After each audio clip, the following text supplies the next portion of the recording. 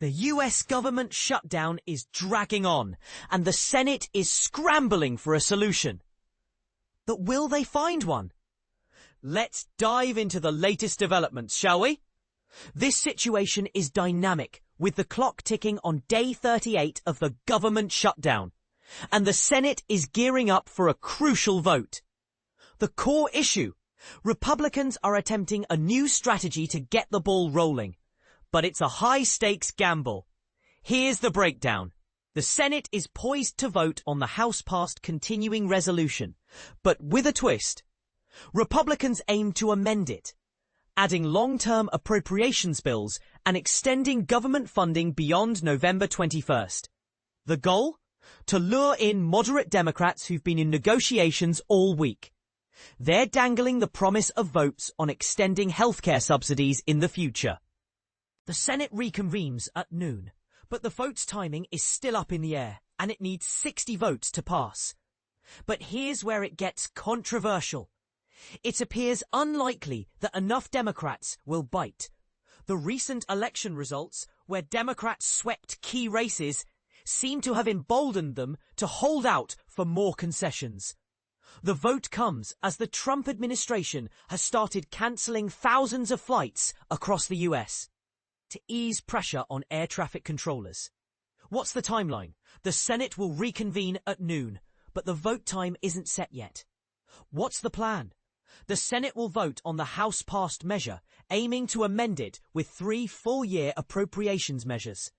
This is part of a bipartisan effort to end the shutdown. But it's an uphill battle. Moderates were optimistic earlier in the week, but talks stalled Thursday. Democrats met behind closed doors, and some are now pushing to hold out longer, aiming for their healthcare demands. The refusal to commit to a vote on extending health insurance tax credits has also hurt the proposal. The key hurdle? The vote needs 60 votes to advance.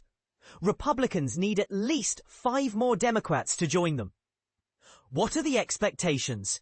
Senator Foon expressed his hopes, but admitted they seem to be walking back or slow walking this. And it's what they asked for. And this is the part most people miss. The FAA is cutting flights at 40 high-traffic airports. This includes major cities like Atlanta, Chicago, Dallas, Denver, New York City, and Los Angeles. Controversy alert. Republicans discussed a narrow filibuster change to make it easier to reopen the government. They considered lowering the threshold to fund the government during a shutdown from 60 votes to a simple majority of 51. However, this change is unlikely to be adopted. The filibuster has been altered before, but there's no widespread support to eliminate it. Final thoughts. The situation is fluid. The Senate is trying to find a way forward, but the path is filled with challenges.